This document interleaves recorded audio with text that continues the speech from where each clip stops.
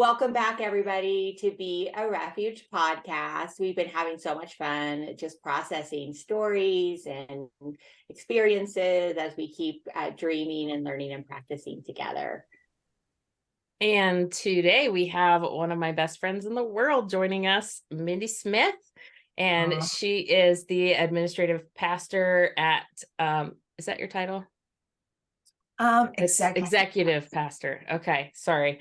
I'm bad at titles. we are really bad. That's another thing. I just don't even care. Yeah. Executive pastor at Christ Community Church, and has been a friend of mine and Kathy's and a kindred of the Refuge for a lot of years. Goodness, how many years now do you think?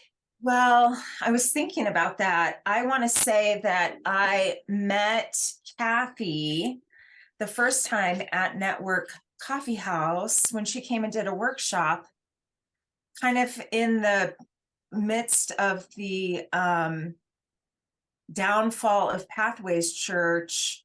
I think it was post lead pastor exit in maybe 2013 or 2012. I don't remember. So like 10 years. Wow. A decade. And I remember that night so clearly. Oh my gosh. Yes.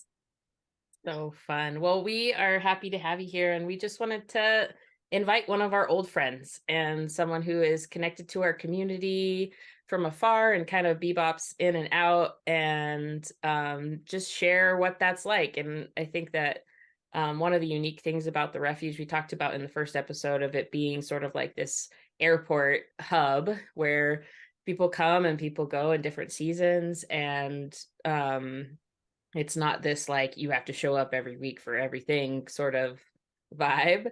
And I think you're one of those friends that's been a part, and just super happy to hear a little bit about your story and you and why you keep coming around. Oh my goodness. It is, you guys have been an incredible refuge for me personally, going through major church trauma. Actually, that brings back a memory too, Joe. The first time I met you is when you, I think Kathy and was it Carl at the time, came to Pathways and did a workshop on church baggage. I don't know if you remember that. Were you there, Joe? Yeah, I was like I came and played music. It was like the first thing I ever did, like music wise, with the Refuge. And I think I wasn't even with the Refuge at that point. I think I was just friends of you guys. And there was this church that had exploded, and just all these wounded folks who just needed tending to. And you were part of that huge, just like all of that pain, but then also like tending to these folks as this church was kind of dying. And yeah, I popped in and sang some songs, and that's where we first met. Yeah, that was a really special night for me. And Joe was so sweet too. I mean, I think, God just really spoke to her heart in reaching out to me and probably seeing so much of the pain that I was carrying. I had such a deep love for this community, for the church, and had always kind of, advocated for the ideal, the church community that I so wanted to be a part of, but implement in the city of Denver, and to create a place that could be a refuge for others. And to have that dream just get crumbled and crushed was so heartbreaking.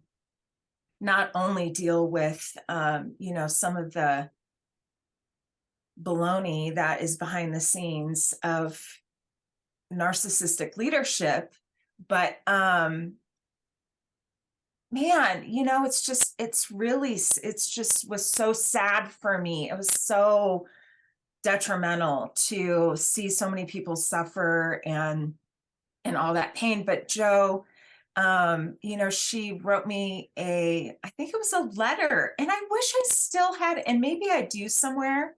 It's probably tucked in away in one of my books on my shelf, but it just was a really sweet letter of encouragement and just what she felt like God had put on her heart for us and for me. And it was really beautiful. And I just, man, I think about the refuge and I think about the timing and that connection of that relationship. It was pivotal for me.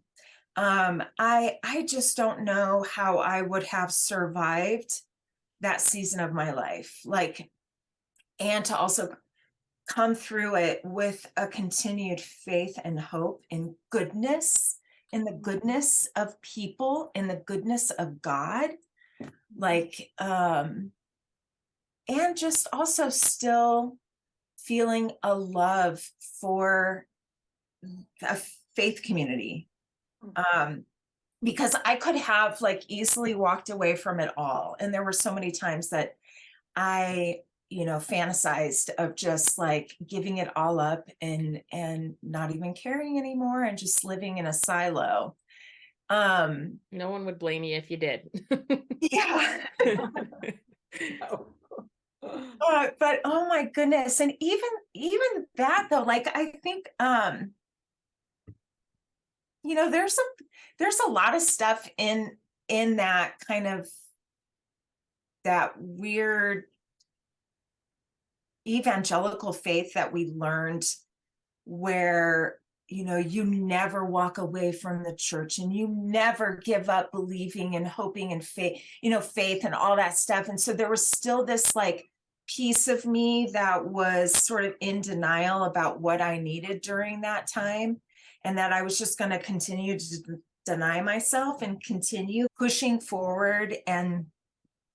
But yet everything in me was like, oh my gosh, I am suffering. And I think the refuge allowed me to be honest with myself about what my needs were and what was really going on under the surface from a distance, even though I wasn't consistently a part of your community. Just from a distance, hearing, reading, listening, and kind of popping in every once in a while gave me assurance that I'm not alone and that what I'm feeling and going through is part of the process of healing. And so, yeah, I know. I'm just so grateful for you guys. I just feel so emotional. Honestly, I have chills. I forgot, Joe, that you were there that night. So many things are a blur in some of that season for me. And oh my gosh, it gives me literally, it makes me feel so weepy and so grateful. Yeah. And that, just for people listening, I just want to name a couple of things about both of these experiences, because our friends at Network Coffee House, Ryan Taylor, and this used to be called like Access or something. Is that what it was called? Yeah, it was on Thursday night or something. And he asked me to come and do a night related to faith wounds, basically. And what I did, this is the other part that makes me weepy, is that I set up the stations that our friend Jenny Herrick, who we've talked about, she died last year and was a huge part of the refuge from the beginning. And she made these candles. I have them somewhere. They were these 5 beautiful candles that were the 5 stages of grief. And we had used them as when we did a Walking Wounded grief night, a grief station, which was this gathering at the old Grange where we used to meet years ago. And so we had them and they were really big. And the one for anger had 2 different pictures. And one was like a fist and then the other flip off.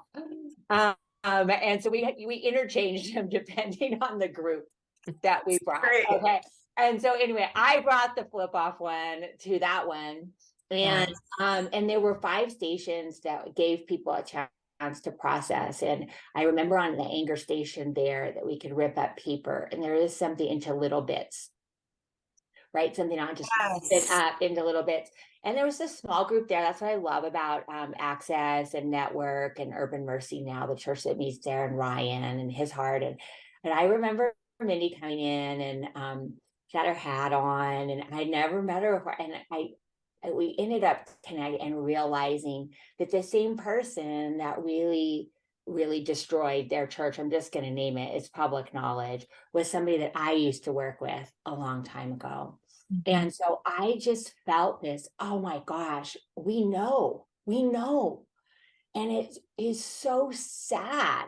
So then we got together and shared stories. And then the other night, when Joe Carl Wheeler, who was one of the founders of the Refuge, and I hosted this night, we brought that same idea of these 5 stations. We did more. There were more things there than that night. And I remember thinking that more communities needed to have spaces like this for communal, embodied, and reflective, contemplative processing of how hard it was. There were leaders there who had been there from the beginning of the church. There were elders. There were staff people like you. There were people who were carrying this load, and then you just don't have anywhere to put it. And that we brought those candles out again. I don't think I brought the flip off one for that because I wasn't sure of the crowd. But the truth is that there was a healing thing that happened, and it was unpacking church baggage together. And I just remember the tenderness. It's so painful, and so many people connected to the Refuge know this feeling. Yes. Of just losing the dream. The dream doesn't die, but what we thought was going to be does. And it is so brutal and painful. And so I'm sad we met that way, but it's we were meant to know each other. We were Oh my gosh. And, thinking about that, Kathy, I think what was also so amazing about that moment was for me to feel seen. So in that place where I was during that time, one of the things that was really hard was, oh my gosh, okay, we're a part of this church and it's so wonderful. And there's all of these elements that I really love. I loved the grittiness of it, the rawness, this is a place for misfits. I loved some of these things that were a part of the DNA. And as you're going in that and you're dealing with somebody in leadership who has narcissistic qualities, then you kind of start to question yourself and wonder, okay, I'm seeing this and I'm feeling this way, and this doesn't feel right. But yet you look around and everybody has so much adoration. And so you're like, okay, am I crazy here? Am I crazy? And then to be a part of the process of exposing that and fighting for this is not okay. This behavior is not right. And there were a lot of people that were angry because there were people speaking up. And so going through that, grieving that, feeling like you're crazy, and not even really being educated on this stuff happens, oh my gosh. And I kind of got suckered into it myself. And then to meet you and have that conversation and be like, oh my God, you experienced it with this particular person. I'm not crazy. This is real. And that too was such a gift for me. I mean, I will never forget that night walking away and feeling like, oh my gosh, I am seen, I'm heard. This is all just, that was a huge, huge piece of my healing for me. Yeah. But what a crazy time. Oh my goodness. It's so wild. Looking back, but you're kind of amazing. Okay. I was thinking this as we logged on. We're still here. All 3 of us are still here. And that is not a small thing. And I kind of think, yes, it's not. And this is what's so interesting, because in a lot of my conversations about this kind of faith deconstruction and, giving room for that and questioning the church and questioning some beliefs that I feel are inconsistent with the ways of Jesus and some of those things. Like, I've gotten a lot of pushback about it. And I'm like, I love the church, not as in the church, like what church service. I'm not that in a church service. I love the body. I love community. I love what happens with people are together. And it's interesting. A lot of my critics, they don't go anymore. And I'm still here. They were calling me a heretic. They were calling me literally not a Christian. Oh, yeah. Yeah. So, anyway, it's fascinating. And I want to thank you for kindred spirits, like connected and dedicated to seeking each other, because this is what the refuge, I do love, is that it has a lot of people that like have that dream inside for what could be, and we get hurt and we get sad and we get it's an injustice what happens to people in the body. And so to still be together, even in our small ways, is really like a miracle, in my opinion. Yeah, I agree. One of the things I've seen about you over the years, Minde, is that you have this, you're just saying that, like, oh, I felt like I was crazy. Am I off on this? But you do have this kind of radar for truth. And even when you were in the middle of that, there was this thing inside of you that was like, this isn't right. And I've seen that over and over again over the years, where you're like, this is not a healthy system. This isn't okay. And it feels like a blessing and a curse to have a gift like that. It's almost like a prophetic gift, of just saying and speaking into systems that are unhealthy and saying like, this, I'm not okay with this. This isn't okay. And it is a lonely place though. And I know that you've had like multiple experiences like this, where it's like, you've been someone who's spoken out, and then it's just kind of this like lonely place. And so I don't know if that really sucks. Yeah. It's hard because I've told myself over the years, why can't I just be okay with status quo?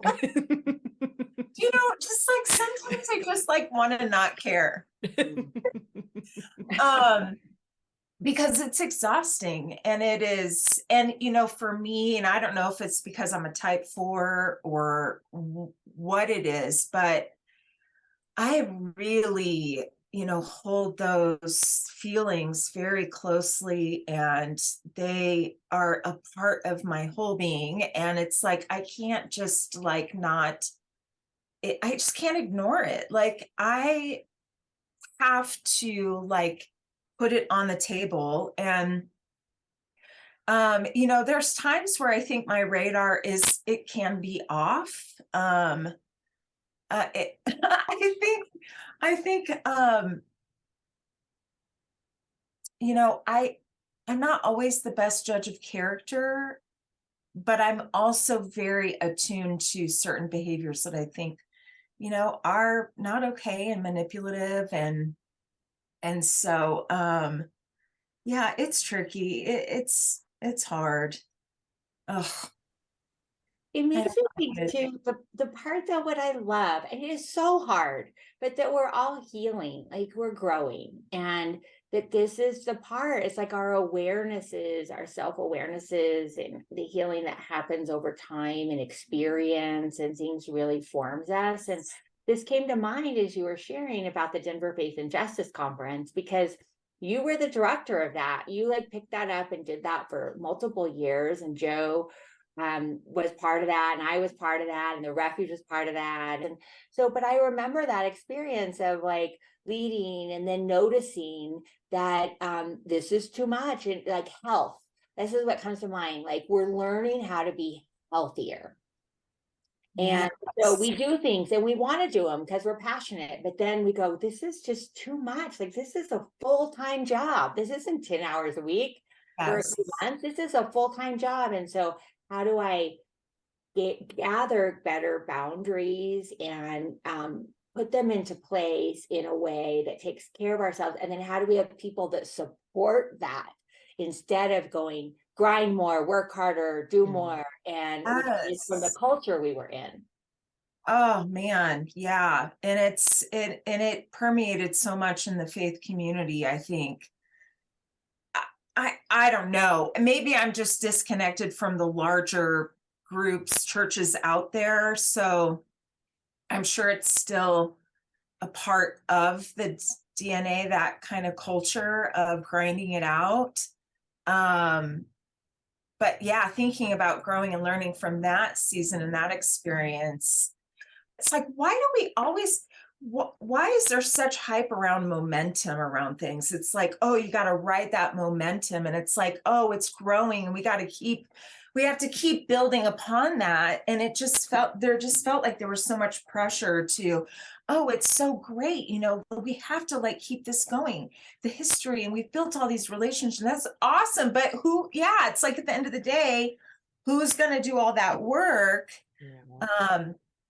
And it's like so many churches are operating in that, like even in their church services. And it's like, how that is, I don't know how. Yeah. I mean, I know how, and people are getting burned out. People are getting hurt, and we're seeing it like, Yeah.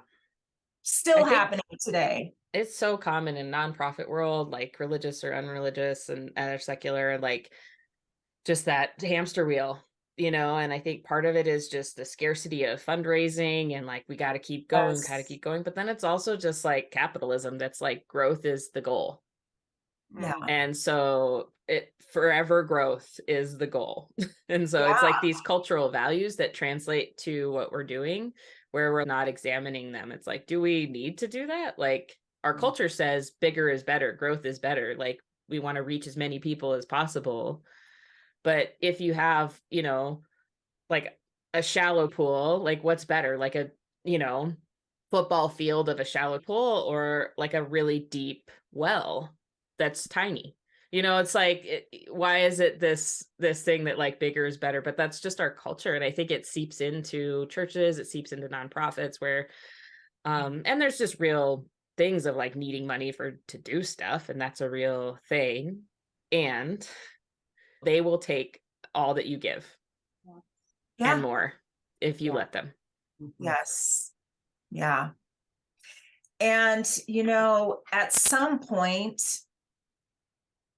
life happens. And, for me at that time, my health started to like come out and say, I'm not okay with this. And I, really was forced to face the hamster wheel of my life at that time and say, I can't do this anymore. Like, I just can't. And so, again, going back to the refuge, I'm so grateful for even that time where somebody, like Kathy and Joe and others are like, I agree, this is not okay. And I'm saying like, guys, we love DFJC. We love what we're doing here, but oh my gosh, this is just, it's too much. And, again, to have a community that says, I see you and I know what that feels like. And we need to stop doing this. Like we can't continue to maintain that. Yeah. And stepping out of that identity too is hard of like, I'm supposed to be doing all of this. And especially if you've been in ministry for most of your life, like stepping into a different season, it's like, who am I now that I'm not doing all these things? And I know that you've been in a very different season over the years and kind of surprisingly in the last couple of years fell back into a church, but taking some space away from that. And like, for me as your friend, it's been so beautiful to see you come alive in all these different ways, like turning into like Bob Vila and the home and garden network or whatever that is. like when Mindy took up woodworking in 2018 and like, it's just like the shelves behind her. If you're watching on YouTube, like she built those and just watching that artistic part of her just like come alive again has been just so beautiful. And in this new season of caring for your mom and just a different frame of what ministry looks like. You want to talk about that a little? Yeah, it's interesting because I did take time off to really focus on my physical health. I mean, I had to go through treatment for my lymphoma. And then shortly after that, my mom was diagnosed with Alzheimer's. And so we were, forced to make some decisions against her will, which was a hard time, but moved her in with us. And so, I had to not do any work at all, no ministry, nothing, and just really focus on healing, focus on transitioning my mom. And the blessing of discovering, new things about myself and living into that creative piece, that creative side of me that was kind of sucked away in ministry work, was a real blessing. And also just like learning how to create healthy boundaries. That's another thing that I'm really appreciative of with Joe, and just how you taught me to say no. It's okay to say no. It's and to watch you in my life personally communicate. If I asked you a question like, hey, do you think maybe we could do this or something? And you would be like, I can't do that right now because I'm focusing on this, but maybe in a little bit we can circle back around. It's just like you doing that for me gave me permission to be able to do that in my life. And so we were roommates for a year, so you had to learn boundaries to live with me. Just kidding. So good though. It's so healthy. Yeah. And it's so freeing, to learn how to communicate, to learn how to say things that, again, in the evangelical church, it's like it's better to give than receive. Like you live by that standard, and you're always self-sacrificing. That means you're always saying yes to things. And so it just felt, countercultural, but it was so Jesus-like. That is so how Jesus is. You know what I mean? Like, so, but yeah, it's been amazing to kind of like transition back into, working in the church again. What was initially intended to be just an office job. Not gonna happen. Not gonna stay that way. I will say what is surprising to me is that I really fell in love with this community of people here. And that is kind of what sucked me back. It's just these people, they're just so lovely. They're really lovely people. And so now I'm the executive pastor here.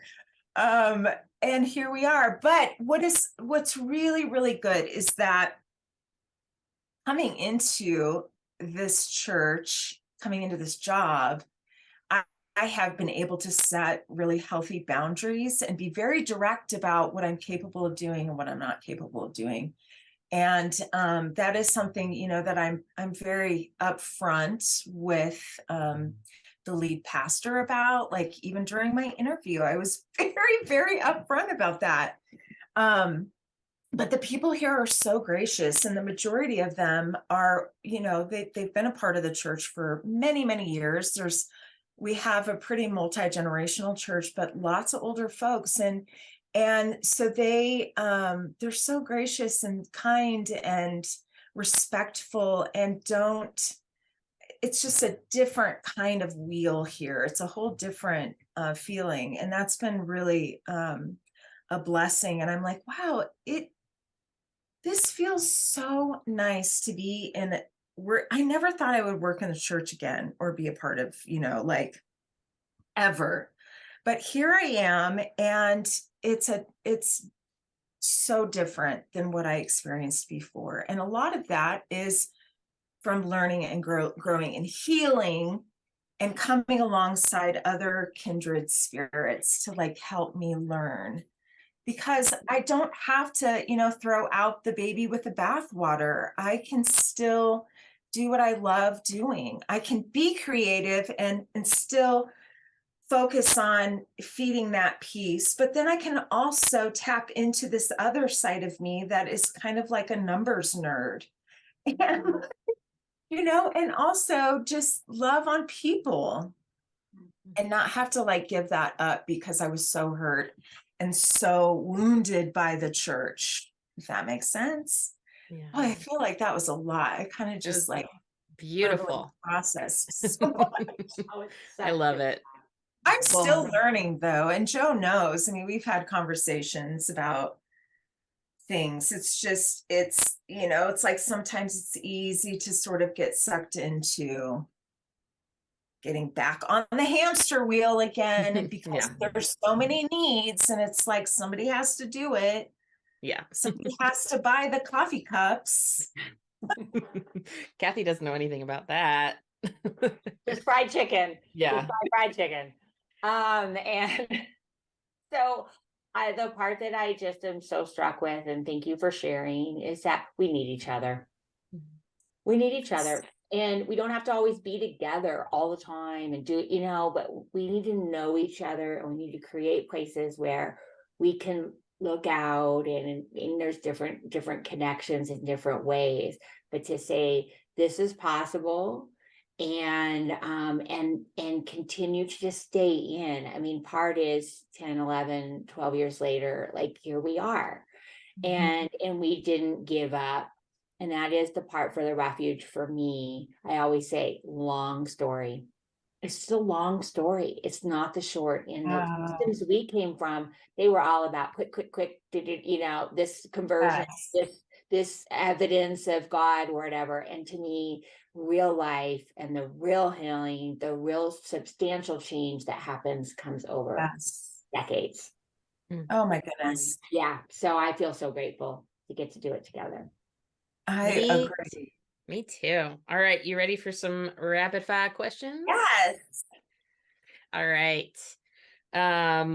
What is one word that best describes the refuge for you? Well, I mean, the refuge, duh. But okay, let me see if I can. I mean, how many people have said that? Not very many, actually. Yeah, no, see, that is genuinely the first thing that comes to mind is refuge is a refuge for refugees. I mean, it really, yeah, it's been a refuge for me. I just can't get around it. I love it. Okay, finish the sentence. I keep connecting with the refuge community because they are my soul brother and sisters. Kindred spirits, for sure.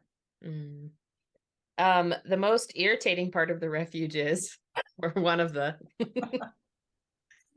oh my goodness. Oh, you guys, it's hard. I don't know that I can answer that honestly, because, well, number one, I think if I'm more in the like day-to-day grind with you all, I might be able to do, but everything that I think a lot of standard communities would say are the things that I love about the refuge. It irritates everybody else, but you like. It's like disorganized and kind of chaotic. Yeah. And even the podcasts, like talking with Joe and like being like, oh, what are we going to talk about? Like I should, I need to know and blah, blah, blah. But then it's like, you know what? No. This is what I love about the refuge. We just sort of wing it, and it just always works out. It does, doesn't it? Okay, last one. Being a part of the refuge and the way that you are has helped you. Oh, it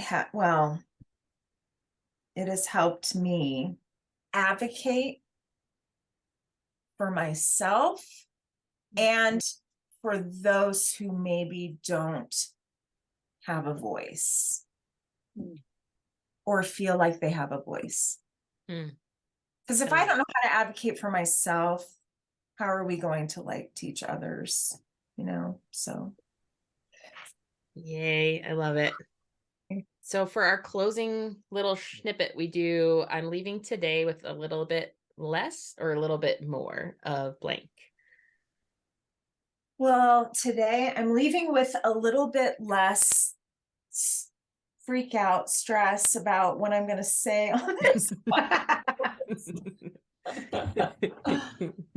And I am leaving with more, oh my goodness, just like fullness, like wholeness and love, and just like taking this time to kind of like reflect back and think about how grateful I am for the refuge and the community, and to be able to participate and be a part of this community, even from a distance, is really wonderful for me, because you know, it's like you're a part of communities that are like, you're either all in or you're out. Like you can't just, you know, you can't just pop in every once in a while. And the fact that you guys recognize that there's nothing wrong with that. Like we can have people that are fully in, and we can have people that are fully in from a distance. It just looks different. I'm just really grateful for that. And so I'm feeling very, I think, gratitude. I'm walking away with more gratitude. How about you, Kathy? You know, every time I feel like I say I'm grateful, I'm leaving with just more gratitude, and because I am. But the thing that really comes to mind is that I am leaving with a honoring of nostalgia.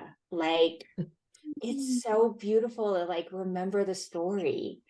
And it gives me it gives me gratitude, and also filled up with kindredness. I love kindredness. I could just be with you guys all day long and be so happy. Yeah. Whenever Kathy and I have meetings on Zoom that are supposed to be an hour, they end up being like 3 hours because we're just chitty chat. I am leaving today with a lot of tenderness and respect for you, Minde. Deep respect for who you are in the world, and just gratitude for your friendship, but also just your presence in the world. So thanks. Thank you, Joe. That means a lot. And thank you both of you for letting me come on here and just speak my heart, and just being a safe space to do that. A very loving, you know, non-judgmental space. It's so needed. And that's really a huge part of what your community offers to people. And so I'm loving it. And you guys just keep pushing forward.